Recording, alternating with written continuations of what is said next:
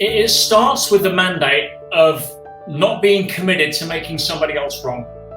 And most people are so externally validated, which means that in order for me to feel good about what I feel, I need to have agreement from everybody else that it's right.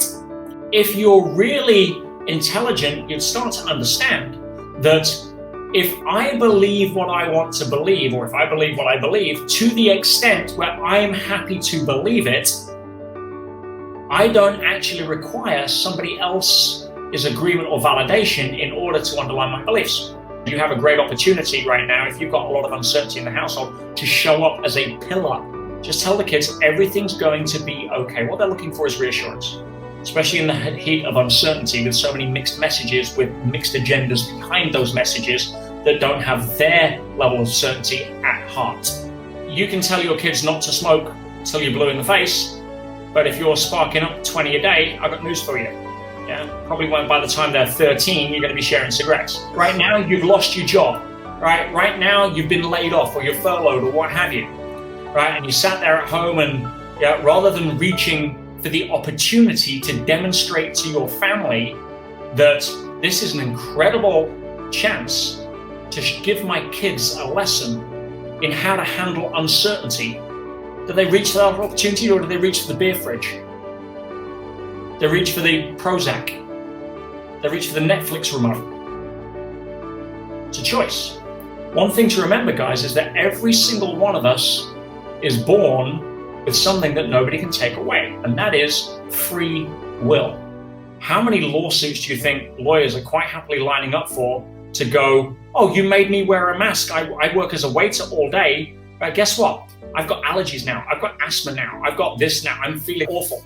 Yeah. Millions of people? That is the next wave of clogging up the courts when all of this BS unravels. Welcome to another edition of American Real, where this week I bring back our three-time guest, Peter Sage, who is just incredible. He gives such great, concrete, insightful information. And I don't know, every time I talk to him, I feel so much better about myself, about the world, about where we're headed. And even though there's all this uncertainty and turmoil, he just has such a great way of talking about it because he's been practicing for a long time. And I know you're going to get a lot of value out of this because I certainly did.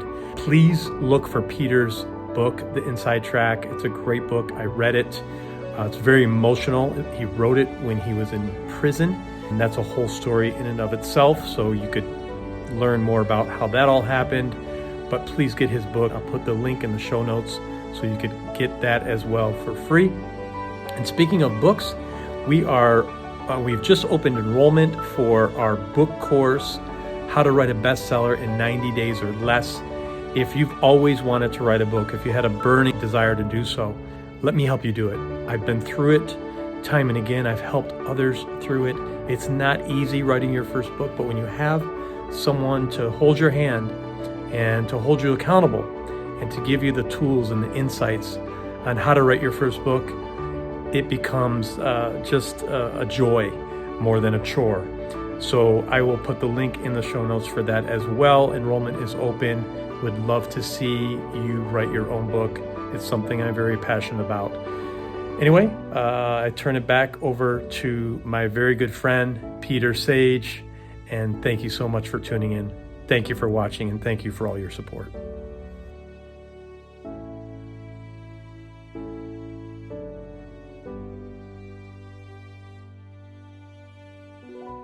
Welcome to a special live edition of American Real. Today, my guest is Peter Sage. You are a world-renowned international and serial entrepreneur, author, philosopher, and teacher with a unique way of looking at relating to life. You've also inspired tens of thousands of people worldwide to reinvent themselves. This is our first meeting since April of earlier this year, Peter. Welcome back to the show. Absolute pleasure to be here, as always, Roger, and been loving the work you've been putting out since then as well. So thank you for having me back. Thank you. And no, thank you for all that you do and all the inspiring content that you're putting out to the world. It's really, really needed right now. And lots has happened since we last spoke in April. We thought back then things were just out of control, and things continue to change all the time. That's why I love talking to you, because you have such a great way of explaining things, of the current situation, of where we've gone, where we are, and where we're heading. So I can't wait to talk about that with you today. But what's your take on, bring us up to date since April till now, at the end of July? What do you think has been happening in the world from your perspective?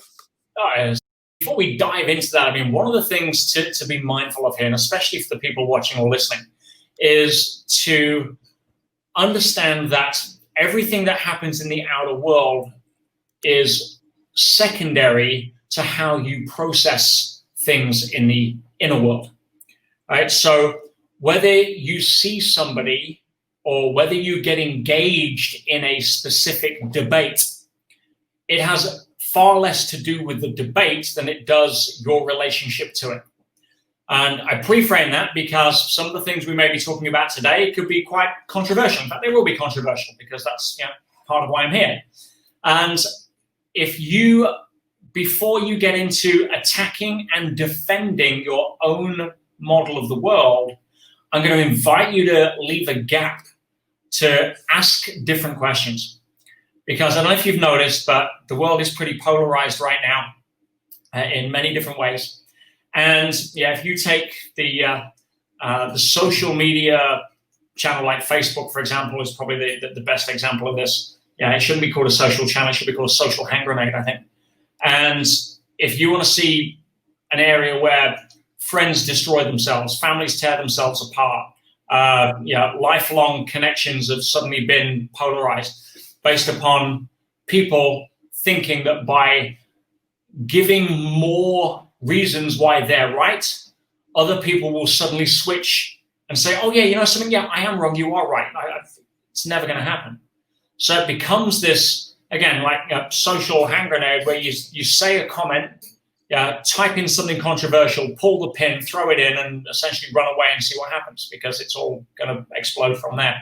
So, yes, whether we get into the pros and cons of COVID or convid, whether we get into the pros and cons of mask or unmasking the real deal, or whether it's to vaccinate or not vaccinate, all the other fun and palaver that's basically putting in, the Black Lives Matter or the All Lives Matter and all of that jazz. Just take a breath and stop being played so unconsciously by your emotions.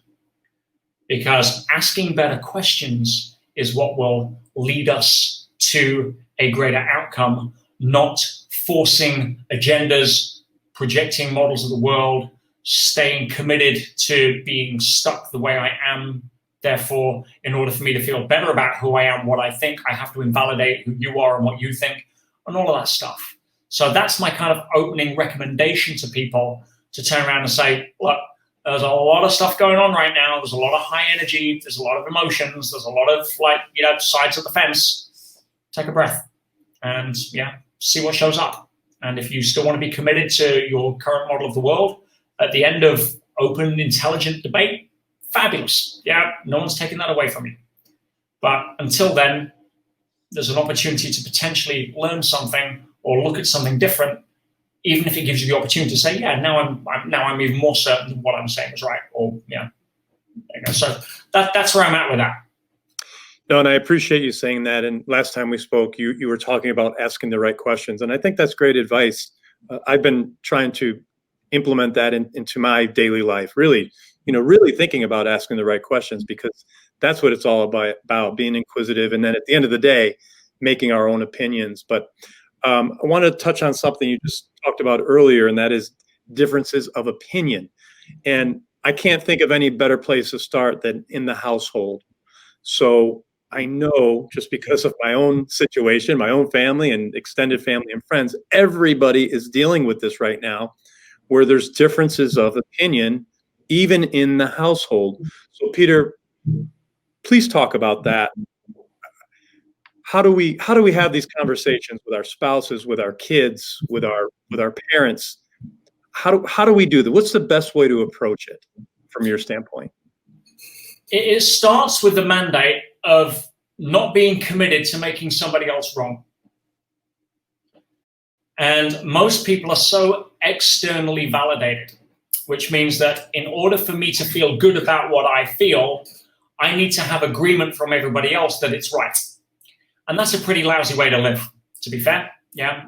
And if you want to fast track to being able to go to an early grave, a heart attack, or a stress counselor, then try to get somebody else to be, do, say, or believe something that they currently don't be, do, say, or believe that's more in alignment with what you want them to do rather than them. Right? We've got no right. If you're really intelligent, you'd start to understand that if I believe what I want to believe, or if I believe what I believe, to the extent where I'm happy to believe it, I don't actually require somebody else's agreement or validation in order to underline my beliefs. It was a great phrase I was reminded by one of my students on one of our recent calls when I was talking about this. And he says, if you go back to what I call one of our favorite documentaries, The Matrix, and explain there's a scene there, and I believe it's Matrix 2, that Morpheus is challenged by one of the other counselors and ship owners, the ship captains, about taking one of the ships away and contravening direct orders. Right. And one of the other captains comes up and says, Morpheus, not everybody believes what you believe. And his response was, my beliefs don't require them to. Now, when you can come from that place, which means your heart and your mind are aligned in a level of congruency, then you finally grow to a place of emotional maturity where you can be okay being you and allow other people to be them. But the human condition at lower levels of consciousness, which is exasperated by fear, which is promoted by the media, will usually require an egotistical position of attack and defend. And the fallacy, and you can see it played out on every comment block, on every meme on Facebook, pretty much, is, to an extent, a little bit on LinkedIn, but it's kind of a different animal. Not so much. Facebook is your kind of playground as opposed to your college campus here for this kind of conversation. And if you turn around and say to somebody, oh, the reason you're wrong is, or that's BS because, and here's 15 links that prove my point, knowing that they're not going to click one of them, that everybody's coming to the table with confirmation bias, and everybody isn't actually have a vested interest in the actual argument as much as they have a vested interest in being right about their point of view of the argument. And when we start to peel the onion back, that kind of puts us all literally in the kindergarten playground. Right. I think about that all the time. It's so true. So me being able to come up with facts, figures, and debate about why and you see this on debates on TV, right? You see this with people like, let's pick a controversial figure, again, more polarizing your side of the water, Ben Shapiro, for example. Ben will walk into a college campus, absolutely destroy, for the best part, any kind of debate argument that was loosely put against his point of view, and be able to outpoint, outposition, out-argue pretty much anybody that he comes up with, in the main. Does he change anybody else's mind when he leaves? No. They're still committed to their original. It's got nothing to do with the facts of the matter. That's secondary to your ego's need to feel right about why somebody else is wrong. So let's take that as a context. So when we are talking about in the household, if the energy that we are bringing to the table is one of counterpoint, is one of the reason I'm right and you're not is, fill in whatever blank you want to go on, whatever Wikipedia page you want to link to, right? It's irrelevant. You're not going to win the argument. You may think you do in your logical head because you had more things stacked up on your side of the debate table, but that's not where the argument is won. The argument is won in capturing the heart, not the mind. The mind will always find a way to justify what the heart feels. So if you're in the house and you think that wearing a mask is the stupidest thing you could come up with, and your partner is thinking that not wearing a mask is the most irresponsible thing you could ever come up with, then the engagement is around honoring your partner's choice. You can explain why you're making your choice and why that doesn't invalidate theirs and why you support her in their choice or him in his choice. And that's okay. You've got no issues with it. You can't argue with somebody that's not pushing back. Can't argue with somebody that's not pushing back. So when you come to a place of debate is similar almost to unsolicited coaching. If you've ever tried unsolicited coaching, everybody's an expert at it. It's a fancy term for basically giving you my opinion. Right? And we wonder why it doesn't have an impact. And the reason it doesn't have an impact is that the primary human fear that we suffer from as a species, individually, collectively, is the fear that we're not enough. And therefore we won't be loved, ultimately. Depending on how many layers of the onion you want to pull back to get to that awareness, most people's ego will stop them from owning it. But if you do the research, and I've been in the game for human behavior for 30 years, I know my stuff. And I've seen it in every culture, age, condition. The fear that we're not enough. And so when you approach somebody with a counterpoint, what it does, for them to accept your counterpoint to the extent where they then acquiesce their model of the world in favor of yours, essentially triggers the fear or validates the fear that they weren't good enough, smart enough, right enough, informed enough, fill in the blank. So therefore, and this is a great phrase to remember, taught by one of my great mentors, George Zalicki. So the cost of awareness is responsibility. And I'll give you a very simple example. Why do smokers smoke?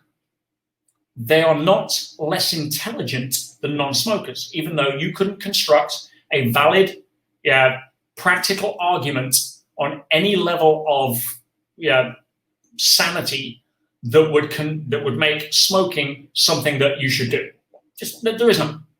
Maybe 40 years ago when doctors told you should. Those days are gone. We know that. So why do smokers still smoke? They see the warnings on the packet. They can read. They're not dumb. The reason is because the cost of awareness is responsibility. In other words, if you were to own the awareness that smoking is bad for you, and you were to continue to smoke, that would essentially mean admitting to yourself you're a fool. So what happens is, the awareness is blocked. It's not internalized. It stays at an intellectual level of understanding, which means nothing. That's why most people are well-read and broke, right? Because they know what to do. They just don't do what they know. Because behavior change happens at an emotional level of learning, not an intellectual level of learning. So when you come to smokers, the cost of owning that awareness is not allowed in because it would trigger the fear, the primary fear would light the bulb in their brain that they're not enough. And that circuit gets broken by discounting that awareness. It's the same principle for the reason you should wear a mask is, and if you're a non-mask wearer, boom, that's a warning on a cigarette packet and you like smoking. You see it. The senses pick up the data. You're not processing it. You've got no vested interest in internalizing that. That's never going to make it to an emotional level of understanding to cause a behavior change. In fact, you're thinking of things that you can counterpoint to essentially deflect that awareness and put it back onto the other person. That's what I mean. It's not about the actual debate. It's about the psychology of what's going on and whether we want to be right or wrong. Man, I really love the way you put that because it's something that we could all relate to, smoking as an example. And staying on that same example, Peter, when someone does ultimately quit smoking, okay, and they realize, okay, I'm going to do this, I'm going to quit. What changes, what triggers within them to be able to act differently than they did, say, for the past 20 years that they've been smoking? Well, the difference between an intellectual level of understanding and an emotional level of understanding is the difference between reading the warning on the packet and a doctor turning around and saying, hey, Mr. Smith, we just got the blood test results and the headaches you've been having. Yeah, I've got some bad news for you. If you take one more cigarette, it is a 70% chance of triggering an immediate fatal stroke. Now, you didn't just suddenly become smarter. Your IQ just didn't suddenly rise. You weren't suddenly more informed about the dangers of smoking. You knew all of that stuff before. You just chose to keep it at an intellectual level. Now it's emotional. Or maybe your 6-year-old daughter runs up and grabs your cigarettes and throws them away and says, Daddy, Daddy, I want you to walk me up the aisle when I get married, and I don't think you'll be there because you're going to smoke, and starts running and crying. And you're like, oh my God, twist the knife. Yeah. So that's when it can become the penny drops, the eureka moment. Most eureka moments are not new knowledge. It's existing previous knowledge that is heard from a different emotional space. Okay?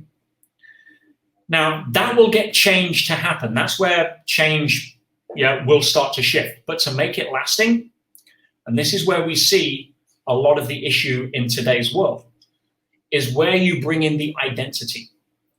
You see, a smoker who decides to quit because of the emotional pain and sees themselves as a smoker who's quit, I can already tell you it's going to be a matter of weeks, if they're lucky, before they go back to smoking. Why? Because their identity is, I am a smoker, and I'm fighting that identity's behavior by saying I've quit using willpower, and willpower has a time limit. It's just part of the game. It's not a permanent thing. That's why motivation wears off, and inspiration is the nuclear fission of the human soul. And one comes from self-serving, one comes from serving others most of the time. So if you come to a situation whereby if you have a behavior change because of an emotional level of understanding, and then you go and make a decision that I'm now a non-smoker, that's a different identity. And psychology, using the term cognitive dissonance, will essentially tell you that if you act out of accordance with how you see yourself, there is an emotional unsettling that screams out to be rectified. It's like a giant magnet of your identity. It's pulling your behavior back in. So choose your identity, because your identity will define you. I spent 15 years working as a trainer for Tony Robbins. And one thing that Tony said very powerfully, said that the strongest force in the human personality is the need to remain consistent with how you define yourself. In other words, your identity. Genius. It's cognitive dissonance, what he was referring to. So let's see how that plays out in today's world. Two friends, drinking at a bar, known each other for a while. Went to college together, buddies. Under the label of buddies, we have a very harmonious type of conversation. Now let's, anything you put the words I am to, by the way, becomes your identity. Okay, now let's throw that into the mix. I am a Democrat. I am a Republican. Now all of a sudden, we're not buddies. Now all of a sudden, that persona, that identity is causing me, on behalf of a political system I'm not even really a part of, so true, fight and venomously destroy my own personal friendships and reputations and bridges, and because I've now been hijacked by an ideology coupled with the fear that I'm not enough if I'm proven wrong. And I'm so insecure about my own beliefs, I only feel good about them if I get somebody else to agree with them, or if I find somebody that disagrees, I have to prove them wrong. You freaking kidding me? Yeah. So identity is exceptionally powerful. And the greatest identity that we can rise to from a level of emotional understanding and emotional maturity is I am, full stop. Let me ask you a question. Who are you without your name, Roger? Who am I without my name? Question for everybody listening. I am a soul who is trying to raise the level of global consciousness to inspire and help people. See, that leads far more to what you would like to do. But even the label that we associate our identity to primarily, our name, wasn't even our choice. Right. And most people are trying to change their self-image because they're denying whatever they have after I am. I am ugly. I am not good enough. I am too poor. I am, the ego's got a whole load of blanks it's very happily to throw in on that, right? Yes. When you can become okay with where you are now, I don't care how much you're in debt, and I've been probably $1 million or $2 million or more in debt more than most people listening. I don't care what your body shape currently is.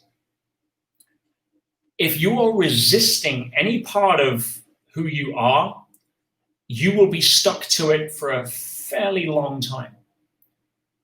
And if you say, I am stupid, no amount of degrees on the wall is going to solve your stupid problem. Why? Because it runs deeper than that. The second you're okay being overweight, you can choose to be thin. But while you hate being fat, you're going to keep getting fatter. That's not me saying it. Let's go look in the rearview mirror of your life. Okay. So coming to I am full stop, when we can be okay, everything that comes after I am is Velcro. And this is the challenge, because so many of us grew up with, even if they were well-intentioned authority figures, teachers, coaches, ministers, rabbis, parents, in-laws, whatever it may be. Oh, you'll never amount to it. Oh, you're so stupid. Oh, you're just not cut out for that. Oh, you're not clever enough. I said, no, you can't take that class because I don't think you'll. All of that stuff we take on as labels. And the biggest challenge is most people think they're put on with super glue. It's only Velcro. Everything after I am is Velcro. When you realize that it's just a label, and the only thing that keeps it on there is your willingness to pay attention to it and accept it. If you take it off, I'm a Democrat and I'm damn proud of it. Well, I'm sure your ego is. It's pretty much what's going on. So, Peter, if I may, let me turn the question around, because I'm sure other people want to know as well, because I want to know. If I ask you the same question, Peter Sage, who are you? Consciousness is complete. And I don't want to get too nebulous here, because a lot of people aren't educated around consciousness in the way that makes it more practical. And on biology, you have it reduced to a byproduct of brain function, which clearly it isn't. Never has been, never will be. And the brain doesn't produce consciousness any more than a television produces programs or radio writes music. On the other side, it's very esoteric, kumbaya, let's hold hands and sing to the divine. Right? So, your left brains and your right brain seem to be a little polarized themselves around that concept. But consciousness is primary. We know that now in physics, unless you're, I say your identity is I am a Newtonian stick in the mud. And the challenge with the laws of current physics, as is taught in our institutions to validate the great Sir Isaac Newton and co., is that they have mastered exceptionally intelligently the rules of the physical world. What they seem to be ignoring, and that digital physics and just about every other branch of biocentrism, etc., will point to and answers the questions better on, is that is a subset of something more fundamental. The superset is outside of the abstract that through a dimensional mind likes to be able to get hold of and label. And so I say, oh, look, there's a tree. It's not a freaking tree.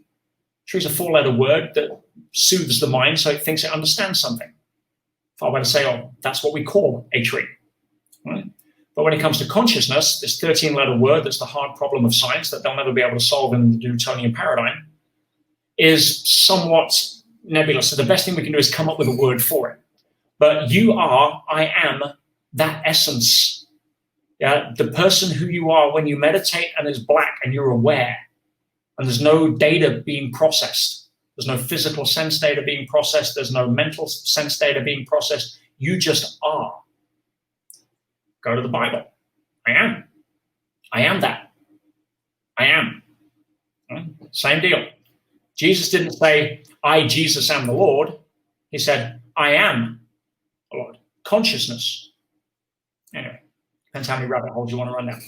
No, I appreciate it, but it makes me think of something that you talk about quite a bit, and if you could please explain this to people, because I think it'll give a whole additional dimension to what you're talking about right now, is when you go through the to me, by me, through me concept.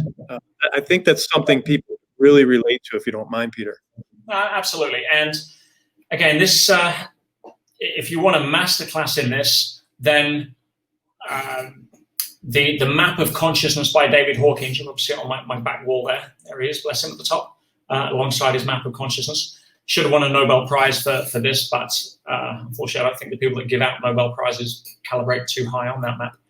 But when it comes to understanding consciousness, because it's so nebulous, I tend to chunk it into 4 different levels. And this speaks to one of the greatest quotes from Einstein, in my opinion, where he said, you cannot solve a problem at the same level of consciousness that created the problem. And again, we see this out in the real world right now, playing out so easily. The level of consciousness that created the problem is the same level of consciousness in the debates that are trying to argue about that problem, which is why there's no progress on that problem. But when it comes to consciousness, what does he mean? How do you get your arms around that? How do you make that real? Well, again, I tend to chunk it into 4 levels, and I'm sure people will relate to this. Again, it's a model. And please understand, models are only models. They are useful to the point where they can give you some practical application of understanding. But they're just models. You know, the 2-dimensional model of reality we now know is not a proper representation of reality. But the 2-dimensional model is still very useful for when it comes to architects and building houses, right? You don't factor in the curvature of the Earth into that model because it's too small and it's practical enough to get it. It's a model, right? But the map is not the territory. So when it comes to this, it's a model. And if you find use out of it, great. If not, don't worry about it. So my beliefs don't require your beliefs to agree with them in order for me to feel good about my beliefs. Yeah. So if we chunk consciousness into 4 levels, and you can project this into the mirror, or you can look at your friends and family, and without getting too judgmental, look at it from a place of observation and understanding, not projection of why you're better or right. That's my pre-frame. So the lowest level of consciousness is what I call the level of to me.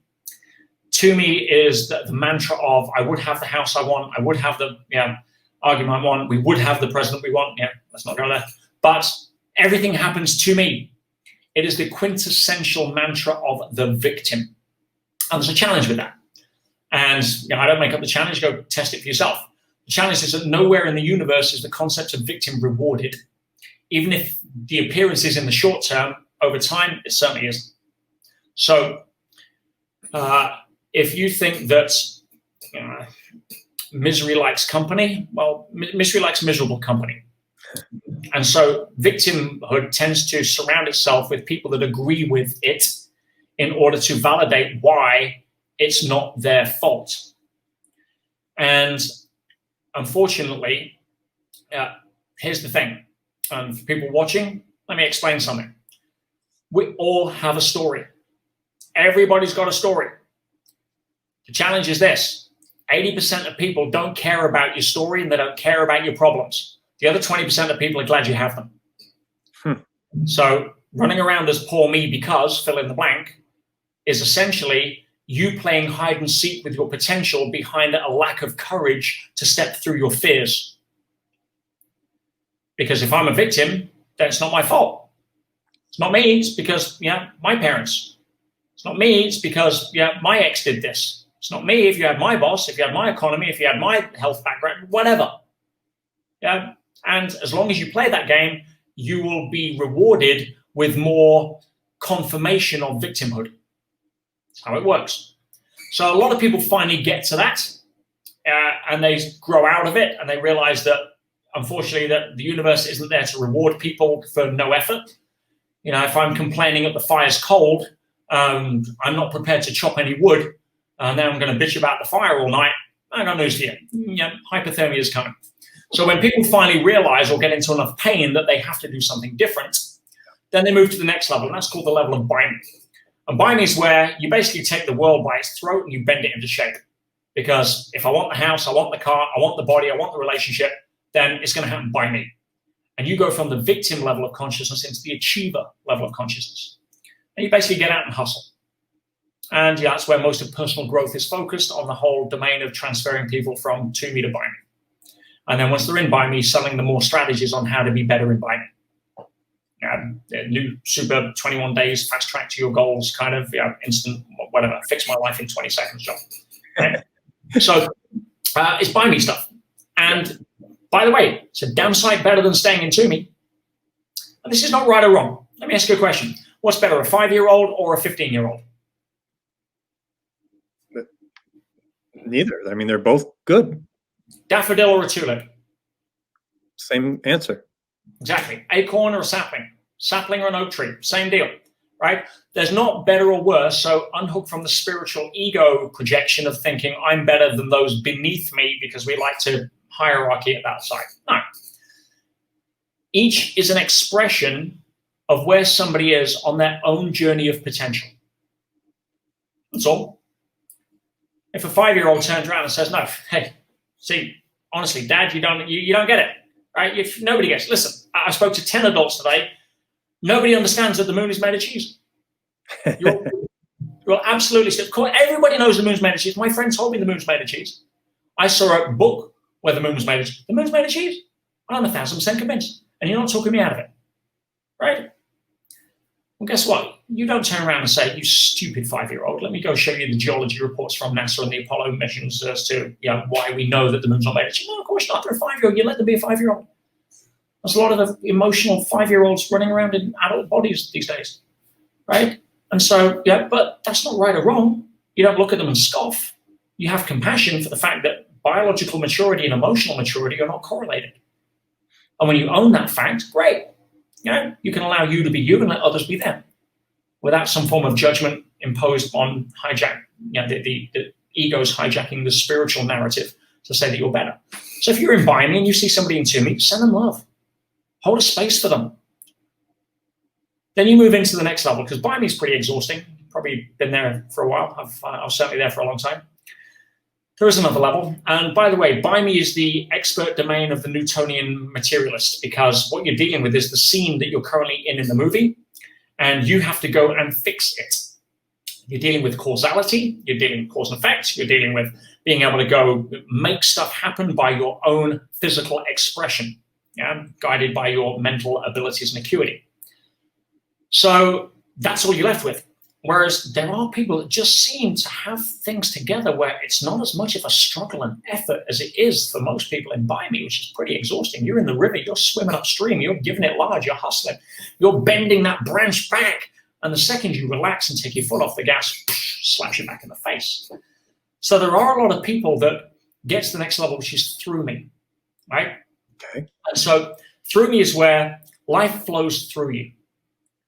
It's where things just happen. We call it, or to quote the originator of the phrase, Carl Jung, synchronicity happens. And of course, synchronicity can't be allowed to happen in a material world of randomness, even though we know it's not randomness. Chaos theory proved that. There are patterns and hidden orders at work beyond what we see as an expression of physical that show an implicate order. It's just what it is. And anyone thinks they're smart enough to explain that, good luck. Because most of the hypotheses are relying on way too many assumptions. It can't be proven. So when it comes to through me is where you're in flow. Through me is where, again, you're at a higher level of consciousness. And the reason that I say that is because you're practicing conscious non-resistance. You know the river of life winds. You know it bends and twists and turns. There are no straight lines in nature. You know that to get from A to B, the fastest way as a straight line only exists theoretically on paper. If you want to go the fastest way to work, leave your driveway and try and drive in a straight line to work. See what happens. Your neighbor's wall may have something to say about it, or the nearest intersection. So, we understand that through me operates at a higher level of non-linear reality, which supersedes part of the superset, transcends the subset, which is why Einstein, 7 months before his death, said that spent a third of his life trying to find a grand unifying theory and realized that he'd failed because he had to find a way to sidestep space-time, 3/4 dimensional reality. He just didn't have a clue where to start because he didn't have access to the information and understanding and equations we now have. But he predicted it. E equals mc squared. What does that say? Essentially, in layman's terms, that nothing in the physical world can go faster than the speed of light. Because when it does, it starts to get squirrely. Ooh, that breaks down the laws of physics. Well, the speed of light is pretty easy to understand why c is a constant and why it's baffled scientists for years that are looking through the subset of the physical matter reality. The speed of light is nothing more than the refresh rate on the simulation that we're in. And nobody can run faster than that because obviously it wouldn't allow you to. You can't see movement on your screen faster than the screen can refresh. It's pretty simple when you break it down without going into too much of the physics right now. But you get it. Anyway, through me operates outside of the linear construct and confinement of the subset. And you call it law of attraction, you call it synchronicity, you call it whatever you want. And materialists have to call it coincidence. And again, to quote the great Joe Dispenza, who's doing a lot of work in here, if it happens once, it's an incident. If it happens twice, it's a coincidence. But if it keeps happening, there's a pattern to it. And where there's a pattern, there are rule sets that govern that pattern mathematically. We now know particles are not particles, they're probability distributions. It's pretty damn simple. Okay. But anyway, without getting too far off track. There is another level above through me, and that's where you really merge what I said earlier about I am full stop, where you become conscious. Non-denominational circles, they call it oneness. And to give a great analogy there, if you take the blood cells in the body, if you get a red blood cell and a white blood cell and they happen to meet in one of your arteries, and they would have a sense of individuation about each other. There's a white blood cell, different color, born at a different time, on a different life path, different job to do, different set of instructions to follow, different programming, looks different, and going to die at a different time. They wave at each other going through the bloodstream. But to you and I, at a higher level of awareness and consciousness, we realize that that's all part of a unifying organism called a body. We don't throw a funeral when a blood cell dies. What most people understand when they get to ASME and they cross the threshold of duality, where everything becomes oneness, and you'll hear every spiritual master preach this, you'll hear everyone that's had a near-death experience essentially try to articulate this, is that we realize that we're all part of oneness. It's just that you and I have a sense of individuation as we're blood cells in the universal body of consciousness as we pass by each other in the artery. Get the idea? Yeah. So to give up victimhood and get into achiever, give up blame and replace it with personal responsibility. You do those two things, you can move up the ladder. You want to go from by me to through me, give up the need for control, because the only thing you can do in by me is can control your current environment, and replace it with trust in something bigger than your current environment that your sense data will give you interpretation on. And then if you go from through me to as me, give up the illusion of separateness, replace it with, again, the same thing every spiritual master was taught, unconditional love. Well, to be more accurately, Jesus taught unconditional love as a way of life. The Buddha taught self-realization through inner enlightenment, but that's, we're getting technical. Thank you, Peter. Thank you for explaining that so clearly. Can you talk about, for people that, I'm sure we've all felt parts of these, depending on everyone's at a different level, right? So, but for you, someone who teaches it, who's been through many, I don't know what stage or level you're at this point, but give us some insight as to the feeling of surrendering, I guess, for a better word, to the different levels of, because I've experienced some of this, and I know how it makes me feel. But I'd love to hear it from you, how it makes you feel, and when you teach others how to do that, how it makes them feel. Well, one thing I'll explain is that there's a difference between a state of consciousness and a stage of consciousness. Your state is kind of where you reside. A state is a momentary place that you can visit. Yeah, where do you live? Where do you visit? For example, I know you, Roger. We've met. I think you're an incredible guy. I don't see you as an angry person. Right? Yeah, you're a pretty down-to-earth, level-headed guy, but that doesn't discount the fact there are times where you can be angry. Absolutely. Right? But it's not who you are, it's not where you're at. It's just a place you visit, it's not a place you live. There are other people that live in anger. Now, they may visit serenity at some point. They may have some time of calm or joy or happiness, but they're going to default back to their stage at some point. So states and stages need to be understood as a category. Yeah. When you understand that levels of consciousness are primary, and I chunk it into 4 levels because it's easy, and 3 of them are really the only things that operate unless you want to be enlightened on a mountaintop for 20 years of meditating, or have some sudden spiritual experience, which, 100 million to 1. So if you want to take it further, then obviously Hawkins delineates that into 16 different levels in Power versus Force. It's one of the most incredible books on understanding human behavior that you'll ever come across. Okay. But let me explain why this is primary. Why inner world leads outer world. Why outer world follows inner world. Why your level of consciousness is the one thing you want to be working on, not your bank balance or your job descriptions and resume or any of that kind of stuff. Right? You're looking at life through the wrong end of the telescope. Let me give you an example. You're walking down the street and there's a homeless person sitting just outside one of the alleyways. Now, depending on what level of consciousness you calibrate at, and I'll extrapolate into Hawkins levels here, depends upon your model of reality as to what's about to happen. So let's just say you calibrate down in the sort of to me level and your predominant emotion is fear. You are going to be wary of that person. You're going to keep one eye on him. You're going to walk a safe enough distance, or across the other side of the street. Your peripheral vision, your spider senses are tingling. It's like, you're going to be mindful. If you calibrate at desire, you're going to look at that person and be more motivated never to be there. All right? I'm going to go out and make sure I never get homeless. I'm going to earn enough money so that that's not me. Same homeless guy. You calibrate at pride. Yeah? You're going to look at that guy and think, why doesn't the freaking local authorities do something about these homeless people bringing down the neighborhood? Yeah, it's affecting property prices, for God's sake. Just look at it. It's like, it's guys clubbing up. Go be on the Lower East Side, for goodness sake. That's what your self-talk's about. Right? It's prideful.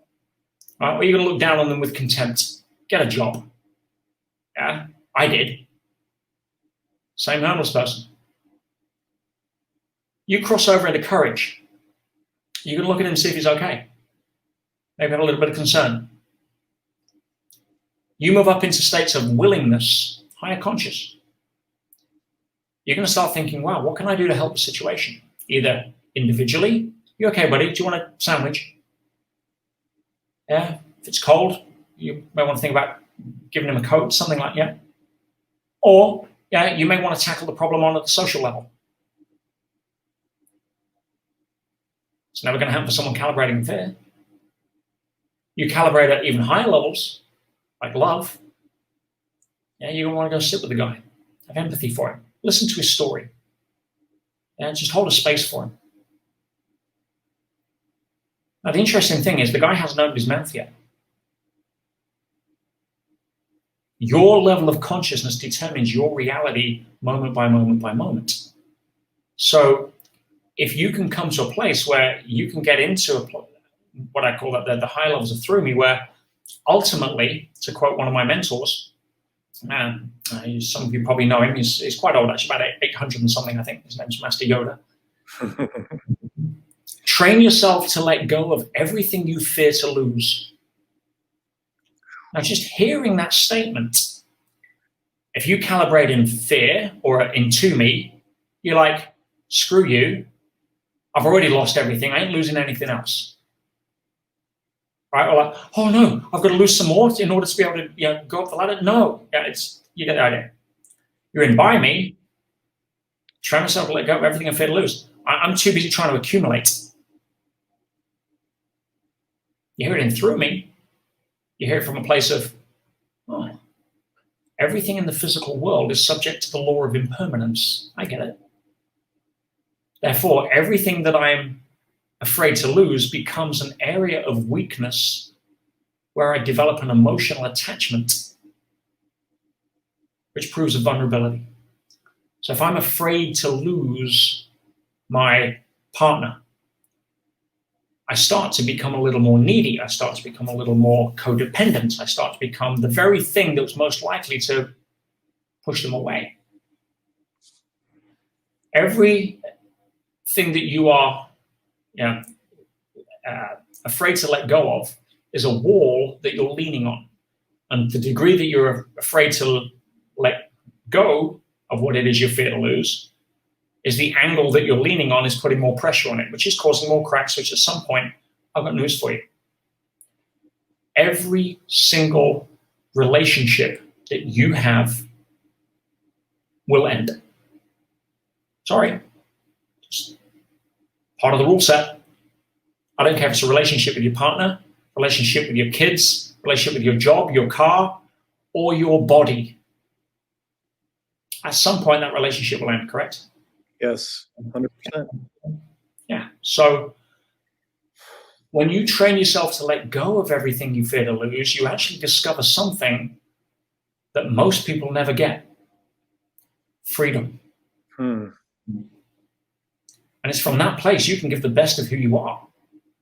No, I'm not saying be careless, reckless, or don't give a damn. That's the different message. I'm saying look at where your attachments are and look at how you show up around that, because you're probably showing up more from a fear-based reality and therefore bringing in your gifts rather than giving them. But at some point, whatever it is that you're afraid to let go of, it's going to go. I've never seen a hearse with a roof rack. You're not going to take it with you. Only people that tried that with the Egyptians, and what happened? We dug it up and stole it. Right? So, lighten up a little. Oh, I'm going to lose my job. Well, you're still living in a time in human history where I can give you 100 things to be grateful for, unless you want to go swap it with your great-great-grandparents who risked dying of septicemia when they went and cut the rose up to give to his partner. That's how penicillin was invented, by the way. So Peter, when you're coaching someone and they're in that state, okay, that you just explained, where they just lost their job and they're miserable, they're blaming everyone, what do you say? How do you get to them to hopefully help them see so they could start to turn things around? Well, obviously, when I'm coaching people, it's predominantly filtered through what level of consciousness that they're operating at. Okay. Just as I just mentioned with the homeless guy, same outer world scenario, very different inner world interpretation based on where I am, which, by the way, is why you can read the Bible and have as many different interpretations of the message as there are people based upon not the words, they're black and white, based upon the level of consciousness. If you calibrate at pride and you read Jesus says, if the enemy hits you, turn the other cheek, you're going to be saying, screw you. Yep. All right? That's weakness. That's being acquiescing. That's letting your enemies walk all over you. That's fill in the blank, fill in the blank. Because they're at that level of consciousness. Pride is like, no way. Right? If you're at a level of guilt, shame, apathy, and you hear that, you're going to feel as if, well, I clearly deserve it. I'm worthless. So yeah, hit me again. Victim. If you're at a higher level where you're calibrating in the sort of high conscious in sort of more loving, joyous, harmonious, compassionate states, you see the genius in that. Because if somebody's trying to control you by giving you a slap, either physically or metaphorically, you're Teflon. Didn't affect me. You call me a name, call me another one. Like, your opinion of me is none of my business. Right? Get the idea? It's where you calibrate. So if I'm coaching somebody who is, if they're in victimhood, I'm not looking to change their circumstance. That is a fool's game. When you understand the difference between content and context, it will be a life-changing awareness for you. And I know you do. I'm just putting this out to people listening.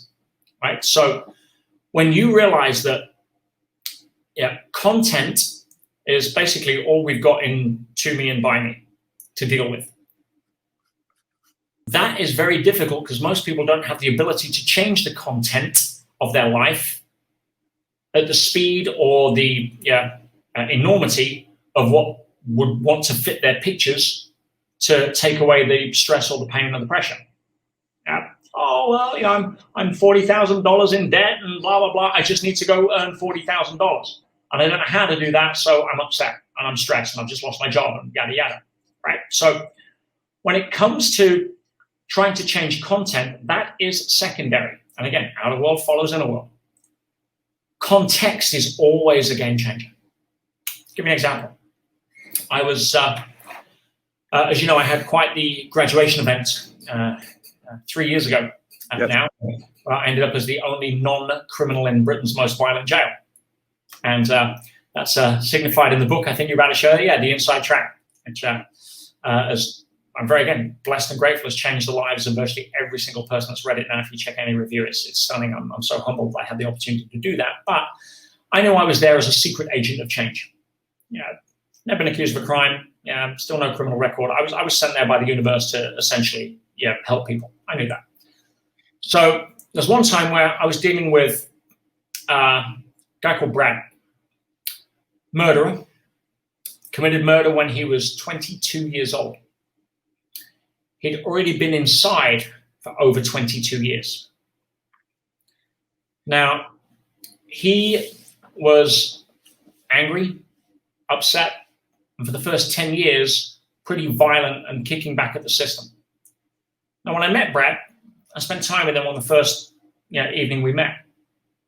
And he was despondent, upset, thinks he'd ruined his life. Now, the reason he was upset is because obviously he was inside and he thought he'd spent best part, of half his life wasted. Can you change that? No. What's happened is happened. The milk's spilt, the milk is spilt. Arguing over something that's already happened or crying about it is stupid because it's happened. Right? No one's got a time machine. So it's not about changing the content. I can't let him out of jail. So you can't change that. So how do you shift the mindset when everything on the outer world doesn't look as if it can change, or you're making up a story that says, my life's over and yada. You change the context. And most people's problems, Roger, come from, sorry to say it, but I'm going to say it, them being too focused on themselves. Mm-hmm. And another phrase I learned from Tony years ago, he said, power moves to those in direct proportion to their willingness to serve. Beautiful. And when it comes to a lot of that own to me, it's all about me, right? And so with Brad, I turned around and I said, listen, he was trying to get up for parole and he'd already been turned down a couple of times, but he was getting to a point where he was going to be allowed out on like a first, like you're allowed to go out into town and then come back after a few hours. And if you do that, okay, you're allowed out without supervision and come back. And then you're allowed to go and have one night at home and then come back. It's like a reintegration into society. Okay. Right? You've been in 22 years, right? And one thing that it taught me in terms of non-judgment, people say, oh, everyone in prison's bad. Well, no, prison isn't full of bad people. Yes, there are some bad people who are in prison. For those contradictors out there. However, prison is full of a lot of good people that have made bad choices. It's just a fact. And with Brad, he was one of those guys. He grew up on a gang in a council estate, in a rough part of town. All the kids carried knives. He's arguing with a guy in a bar one night. They both pull out a knife and they've been drinking. Some ego-fueled, typical early 20s kind of significance argument ensues. And next minute there's a scuffle and one guy's lying on the floor bleeding to death. One act of stupidity, changes an entire life and takes another one out of the game. Can't change that.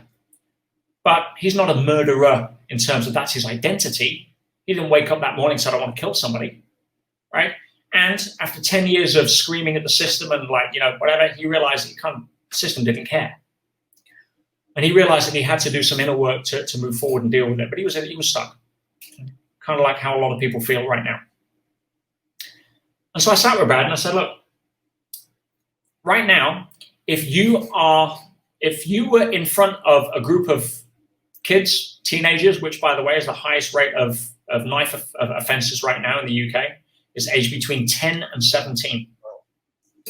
So that if you were to sit in front of a room full of kids and were to be asked the question, is it cool to carry a knife?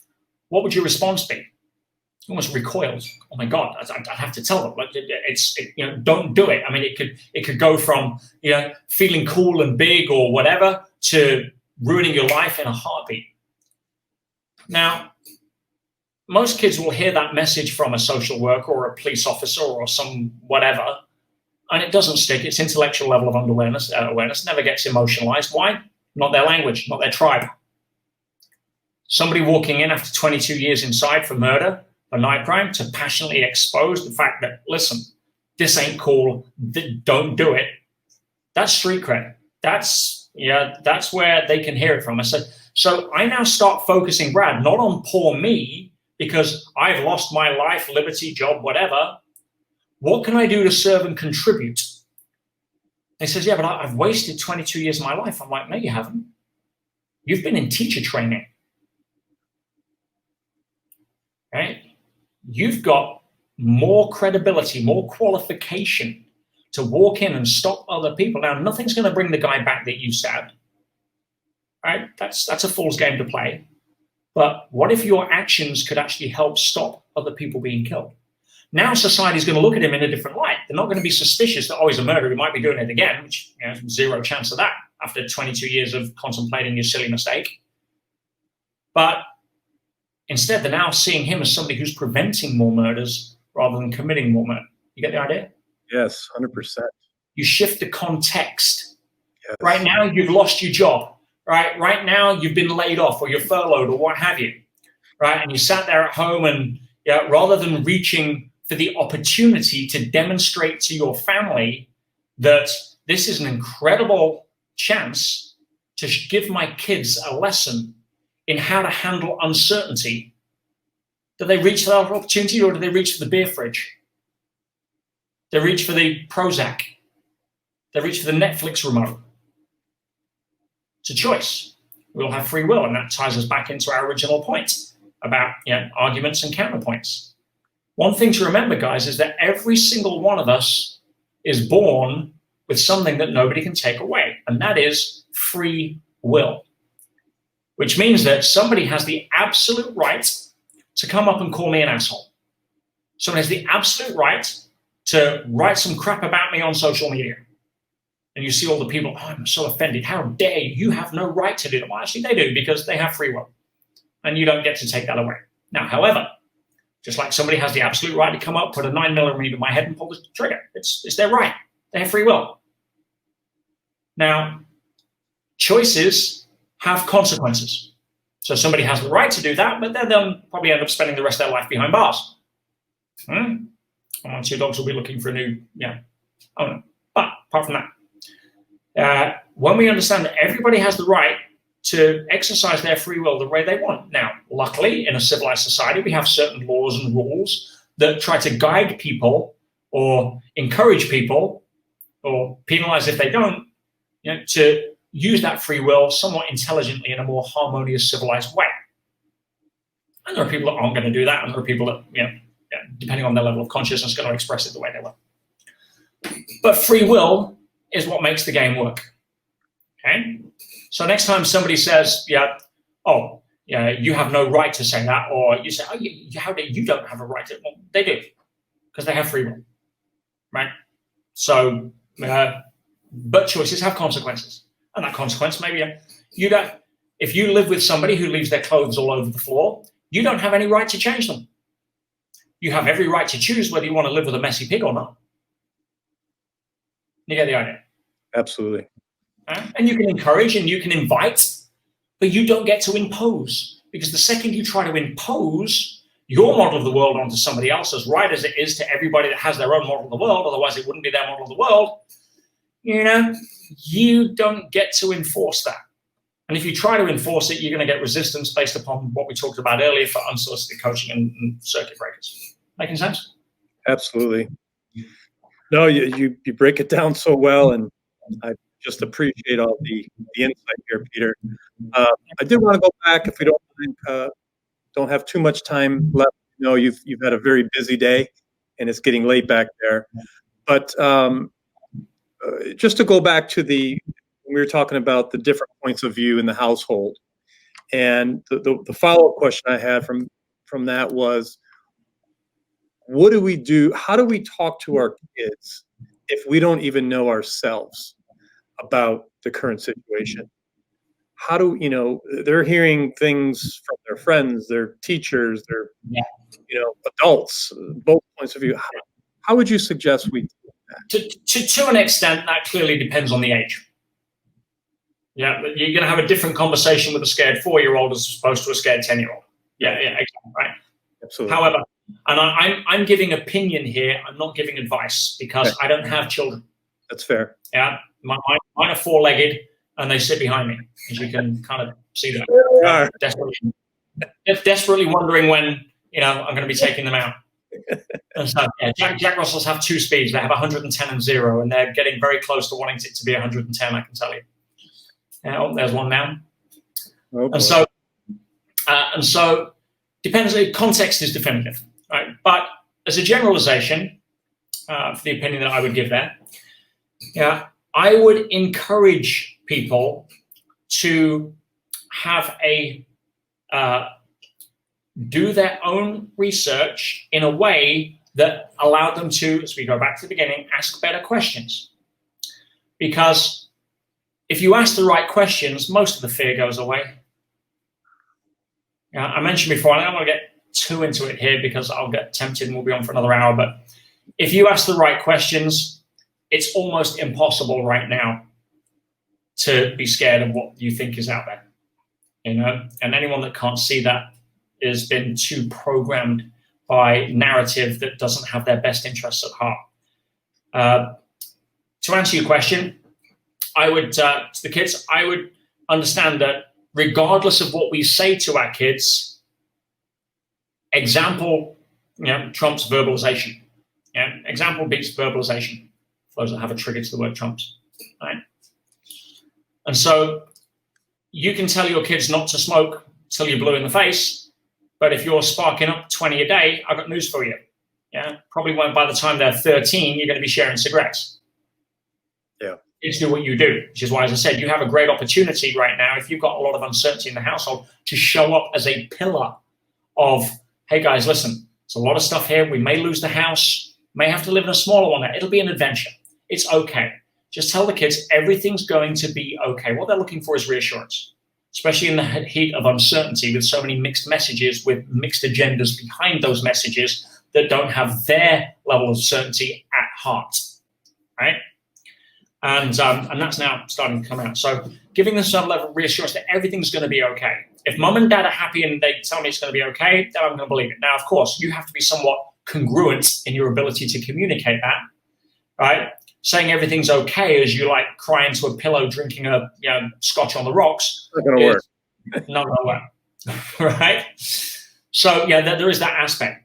But if you teach them how to ask better questions, and again, the easy questions here are, what is all of this hype built on? It's built on 2 statistics that are driving the pantomime right now, which is new cases and death rates.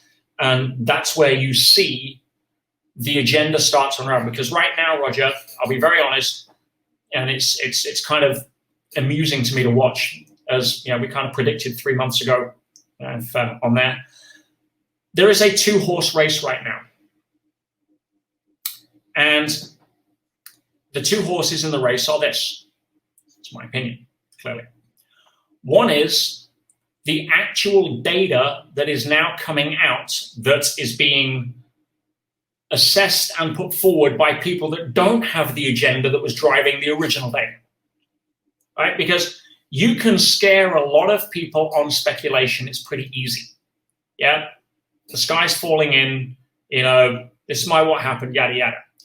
But when you have historical data that pretty much says, sorry, Chicken Little didn't know his deal, then it's pretty hard for Chicken Little to scare people anymore, right? Yeah. So there is a race right now. The race is between the actual data, which unequivocally, absolutely, 100% factually, when stripped out of all of the biases, when stripped out of all of the manipulation, when you look at the cold, hard data, shows you that the death rate for COVID is the same as driving a car. In England, it's actually the same as falling downstairs. There is not one recorded case of any child passing it to an adult in history, let alone the last 6 months, right? That every single country that didn't lock down had zero statistical significantly different data on their curve than those that did. Fact. I don't care how you want to try to manipulate it to put your confirmation biases on, strip that away, numbers don't lie. Yeah, I could go on and on and on, right? There are two horses. The one horse, which is the actual data that is now coming out stripped of bias, versus the other horse, which basically is riding the race and counting on the strategy of, if you tell a lie often enough, people will believe it. And there are your horses. Now, I'm not actually on the track, to be fair. I'm not starring as a cameo, as an extra, as even as a credit in the Corona movie. Not interested. My own personal biases are irrelevant to anybody watching this. If they're interested in them, I can sum it up in one word. It's not COVID-19, it's convid-19. But that's my own personal agenda on there. But if somebody is committed to believing what they want to believe through their confirmation bias, then I'm totally okay with that. They're not in my movie. All right, that's fine. They're in their movie, and I have absolutely no right to interfere with the script in their movie. That's cool. Yeah. You be you, me be me, everybody happy. Right? But that's kind of the two-horse race going on at present. And I take comfort in the, going back to the book I recommended earlier, not just mine, which is a great read. Shameless book plug in the middle. But no, the book Power versus Force. Listen to it. Power versus force. And the entire aspect of that book is that everything that calibrates lower than the level of integrity is based upon force. Force is transient. It creates change in the moment because it's applied directly, but it never lasts over time. Power is immovable, and it lasts over time. Wow. Power beats force over time every time. So there will be a lot of books written. I think I alluded to the title, but one of them may be in our last podcast. I think I called it The Corona Nocebo. Yes. Right? There will be politicians who definitely, and I'm not talking about the US here, I'm talking about globally, especially in places like Europe. There will be politicians that will not survive the next round of elections based upon the public are now seeing that they were sold a massive, overhyped, over-exaggerated strategy that had not their health agenda at heart, but some other agendas at heart. And again, if I was to hold up a book, Roger, and I was to turn it upside down and ask you to read, you would struggle because the patterns wouldn't fit. And it would be kind of like, ugh, the brain would be hesitant, right? Yeah. If you would just turn that book 180 degrees, everything would suddenly become clear and fall into place. So what I'd invite people to do before they run off on their own confirmation bias levels of agenda is look, if you turn this through a certain angle, things start to become a lot clearer.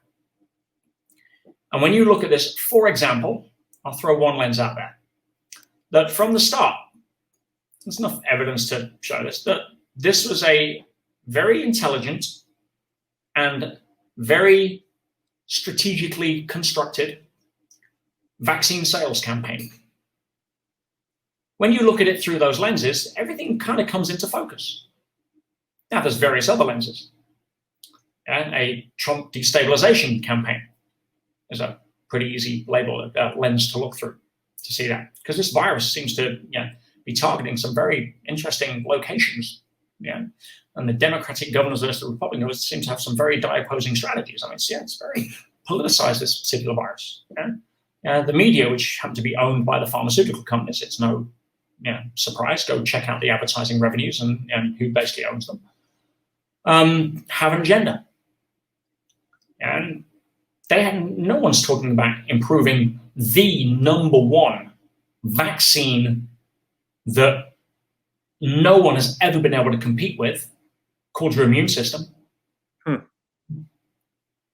Absolutely honed to evolutionary perfection over millions of years, 2 million years if you want to look at Homo sapiens, as a history, that has far more intelligence and ability to take any external invader, including, by the way, the millions of coronavirus cells that operate in your mouth, let alone the billions of coronaviruses that are actually in your body 24/7, that your body quite happily keeps under control. And the fact that every single graph will show you that corona is basically flu. It's been hijacked with a new label. Maybe a little more virulent. It does. Things adapt. It's okay. But it is. Why would you have to fraudulently and openly fraudulently manipulate death certificates, right? If they had our agenda at heart, why would they need to manipulate the figures unless there was an agenda behind it? And I mentioned this on our last podcast. I predicted this based upon how they did the same with AIDS and HIV. And I recommend people go read How to Lie with Statistics, if you recall, because it's very easy to put your point across with a set of numbers. And that's exactly what's happening. And every single, oh, by the way, it's not, it's so the elusive obvious. It's not even hard to find. Fauci puts in $500 million of US taxpayers' money to develop a vaccine that he owns part of the patents on. I mean, is any conflict of interest coming out of that? Even if it had a modicum, a fraction of efficiency. Bearing in mind, we've had the flu vaccine for 40 years and not cured flu. Hello. Even if it was good and didn't have the horrendous side effects now being reported in the trials, guess what?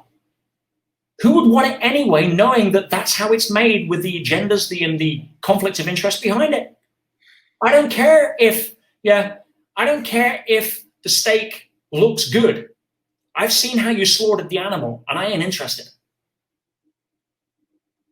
All right, that's where it's at. So how do people protect themselves through this, Peter, physically and mentally?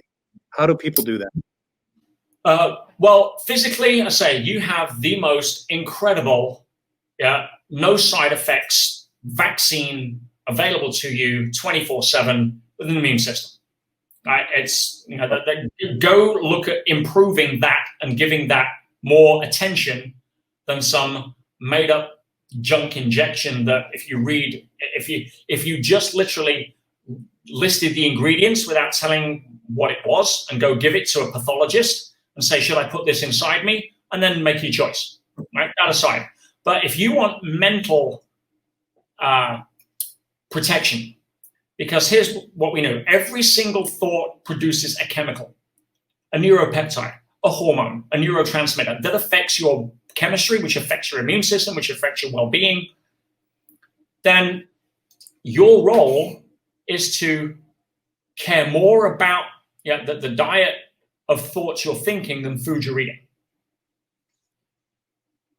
And there's two ways to improve your mental diet. One is to stop putting the crap in you shouldn't be putting in, same as the physical diet. And the other is to put in the things you should be putting in. Now, if you want to chunk it down, turn off the freaking media. If you want a cure-all for this particular pandemic, then it's called the little red button on your remote control. But so many people have been suckered into taking the crack at the school gates that then makes them become dependent on what's the next thing, because the media's job is to induce uncertainty, and therefore you freak out, therefore you go back to the media to try to get the certainty, which is then fueled with more uncertainty, and the cycle perpetuates so that you can be a viewing statistic and justify rate cards so that pharma can sell you more crap. You get the idea. Anyway, now, the diet you want to be most concerned about is not the food you're eating, although please be concerned about that if you want to put your immune system in place with the physical rule set, but it's the thoughts you're thinking. And you cannot think a thought of harmonious gratitude, joy, if you are subject to being programmed by external influences that you have the ability to control with that little red button. So choose. I know it's tempting right now because, again, a lot of people are getting their egos involved to try to weigh in to prove they're right. And I have no, and guys, if I'm proved 1,000% wrong, happy with that. I'm more interested in unbiased data than I am in projected media vomit of misinformation, right? And that's social distancing. Social disinformation, no clinical studies, no trials, no time in history, nothing that can ever be validated that's proved that that'll stop any kind of spread of any disease. And again, look at any country that didn't practice versus did practice, especially in Asia, zero difference on the curve. All right, the whole mask thing, for the final weigh-in before we get off topic. So, why would you wear a mask now and not when it was at its peak? Pretty simple. Go back to turning the book the right way around and look at what the agenda is. The agenda of wearing a mask is not to be safe. If you think that, I'm sorry, do your research, you're in Disneyland. And, but it's about other people. If you want to be guilt-tripped, or if they want to weaponize guilt in order to try to get you to further their agenda, all right, that's pretty despicable. Masks, I'll say it categorically right now, and feel free to prove me wrong. Masks are not designed to keep you safe. They are designed to keep you scared, because nobody dies of flu in summer, comparatively. So right now, it would be all over. Can't allow that to happen. What's the best way to keep it in the minds of the public? One, increase testing, so therefore we can justify new cases. I saw a great meme the other day. It's like, there's no new cases, there's new levels of testing. The tests are fundamentally flawed, we know that. They don't actually test for the virus, they're 80% false positive. And by the way, if I test 100,000 people, 20,000 people are going to test positive. Oh my God, 20,000 new cases. Why are we seeing a spike? Because they've had time to make more new test kits and ramp up their testing facility. Oh my God, second wave. No, like hell. All right, just never going to happen. All right, so if you did a massive increase in IQ tests, guess what? Breaking news, 20,000 new idiots suddenly discovered. Oh my gosh. Most of them wearing masks probably. No, it's unfair. I don't get, because most people that are wearing masks right now, I have to empathize, have been programmed by fear, and they're doing the right thing in their mind. But what are people supposed to do? You cannot get into a store. You cannot go anywhere without a mask on. What are people supposed to do? It's not just about, and same here in Spain, by the way. Sometimes you have to play the game to win the game. Okay. Right? I don't ride my horse about it. I feel sorry for the store assistants. And by the way, I mean, in America more than anywhere else, you have more lawyers looking for a fee than any other country on the planet, right?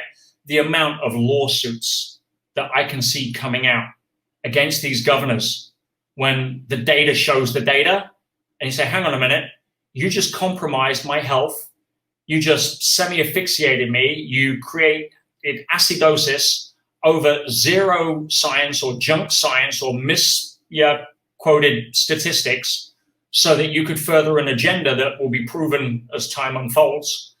How many lawsuits do you think lawyers are quite happily lining up for to go, oh, you made me wear a mask. I work as a waiter all day. Guess what? I've got allergies now. I've got asthma now. I've got this now. I'm feeling awesome. I've got, awful. Yeah. Millions of people. That is the next wave of clogging up the courts when all of this BS unravels.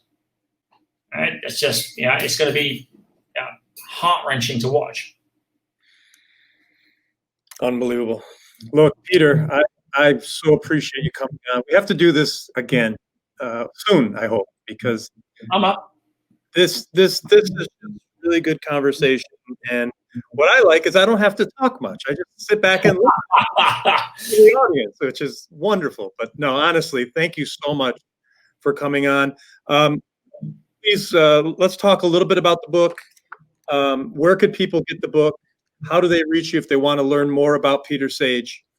If you go to my website at petersage.com, there's a lot of stuff on there. I try and give as much content away as I can on YouTube. In fact, the book right now, again, I'm very blessed that it's literally, it couldn't have been written for a better time in history. I mean, you've read the book. It's called An Inspirational Guide to Conquering Adversity. There's more strategies and high-end stuff in there that people were paying me $50,000 a year to learn. That was who it was written for. That wasn't a book I wrote for COVID 1984, right? This was a book that was written as the letters unfolding in real time to show people how to deal with anything at one of the most testing times of my life, and how I could turn it around into one of the greatest adventures that's gone on to help thousands and thousands of people. Forget the book. I'm talking about the legacy that was left prior to it being published. I have to say real quick, Peter, just so people know, this book had me very emotional. I think I told you that in our first interview. This stories in here, because you wrote this while you were in prison. That's the amazing part of it. So I highly, highly recommend people get this. It's part diary, part how-to manual, tradecraft, and part you couldn't make it up if it's real. However, my mission in the current climate, Roger, is to give that book away to as many people as I can. So don't go to Barnes & Noble and spend $24.95. Okay. Go to getpetesbook.com, and I will give it, if you're in the US, I think it's less than $10 shipping. Okay. I'll send you a physical copy. I'll pay for the book myself. We have to pay the fulfillment house and all the other stuff, but it's under $10 and you can get that. So it's literally like a third cheaper than you buy it in the shops or what have you. So I want as many people to get that as possible. Getpetesbook.com. You can go and grab it now. There's also an audio and digital and all the other stuff that you can grab if you wish. So that's my commitment to helping people right now as much as I can. Wonderful. Peter, if someone is interested in your coaching, if they're saying, I'm, at the peak of my career, or I'm trying to accelerate, I need someone like Peter Sage to help me get through that glass ceiling. How do they contact you for that? Everything's on my website. Yeah, you can go and look at the coaching stuff. I've got group coaching programs, which are very affordable. I've got my private coaching one-on-one is pretty high end, as you know, because I limit myself. I'm actually flying into the US in a couple of weeks to do coaching with some high-level CEOs up in Knoxville and in Wyoming, of all places. Wonderful. And then I should be coming back via New York. Well, maybe we'll have to meet. That may be. Yeah, I've just got agreement today that there's a team in Buffalo that'd like me to come in and do some training for some of their CEOs as well. So wonderful. I'm around. Great. Well, as always, thank you so much for all of your time. You're very gracious. Your dogs probably need to go out. They've been there all afternoon, all evening. Yeah, I'll show you how I stay there. If they can't see me, and I'm actually talking to you right now. But if I simply go and say, and the question is, do you want to go walkies? That will probably have an impact. That's great. They definitely heard that, didn't you, Kiss? We're not going to tease them any longer. Thanks so much. Appreciate you on the show. And I appreciate you, Roger. I appreciate everybody that's given us their time today as well. And as I say, nobody has the right to manipulate you outside of your model of the world, right? Ask better questions. Always peel back the onion and ask what's the agenda driving this data before you just accept it and internalize it. Come to a place that I am full stop before you start putting labels on of either low self-esteem or division based upon my model of the world, and realize that you arguing your point is never going to switch the other person's point of view. All it's going to do is drive a bigger wedge between you. And so rather than trying to walk around feeling significant because you're right and you have to prove it, let you be you, let others be themselves, and start playing the game of raising the significance of others and see how your life changes. Awesome. Well, thank you so much. Thanks for leaving us on that positive note. Have a great weekend, and we'll talk soon, Peter. Look forward to it. Love you, man. Speak soon. Thanks for tuning into American Real. Be sure to visit our website, americanreal.tv, or search for us on iTunes or YouTube for past episodes. While you're there, please rate us or leave us a review, as that helps others find our show. I am truly grateful and appreciate all of your support. If If you'd like to be part of our inner circle or want one-on-one coaching, check out the American Real Learning Academy, where we have self-help groups and courses so you can build the best you. We also have a new Facebook group where you can connect with high achievers from around the world. If you want to go even further, maybe you're determined to write your own book or launch your own podcast, contact me today to see if we could help. You can reach me through Instagram or Facebook, or email me directly at roger@americanreal.tv. Thanks for tuning in, and we'll see you next week.